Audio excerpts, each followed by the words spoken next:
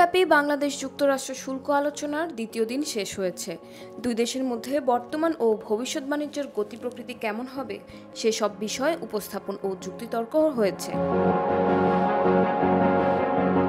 শুক্রবার 11 জুলাই প্রধান উপদেষ্টার প্রেস উইংয়ের পাঠানো বার্তায় বিষয়টি জানানো হয়েছে।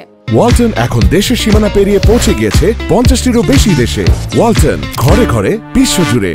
এতে বলা হয়েছে, 3 দিনব্যাপী বাংলাদেশ যুক্তরাষ্ট্র শুল্ক আলোচনার দ্বিতীয় দিন শেষ হয়েছে।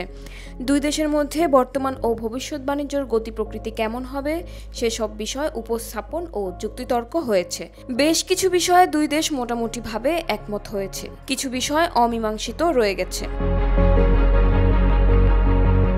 দ্বিতীয় দিনের আলোচনায় একটি উল্লেখযোগ্য দিক হল বাণিজ্য উপদেষ্টা শেখ বশির উদ্দিন একান্তে বৈঠক করেছেন US trade representative ambassador Jamieson গ্রিয়ারের সঙ্গে।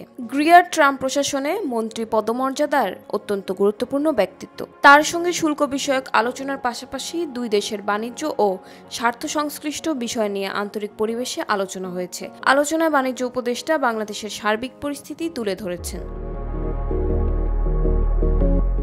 বাংলাদেশ যুক্তরাষ্ট্রের রফতানির পাশাপাশি আমদানির পরিমাণও বৃদ্ধি করতে প্রতিশ্রুতিবদ্ধ এবং যা এরই মধ্যে শুরু হয়েছে। শুল্কের ক্ষেত্রে বাংলাদেশ ন্যায্যতা প্রত্যাশা করে, পরিবেশ যেন বাংলাদেশের জন্য প্রতিযোগিতামূলক থাকে। গ্রিয়ার সার্বিক সহযোগিতার আশ্বাস দিয়েছেন। আলোচনায় বাংলাদেশের পক্ষে নেতৃত্ব দিয়েছেন বাণিজ্য উপদেষ্টা শেখ বশির উদ্দিন। ঢাকা থেকে ভার্চুয়ালি যুক্ত ছিলেন জাতীয় নিরাপত্তা উপদেষ্টা খলিলুর রহমান। সরাসরি আরও উপস্থিত ছিলেন বাণিজ্য সচিব মাহবুবুর রহমান, অতিরিক্ত সচিব ডক্টর নাজনীন কাউসার চৌধুরী। ভার্চুয়ালি যুক্ত ছিলেন সরকারের উচ্চপদস্থ কর্মকর্তা ও বিশেষজ্ঞরা।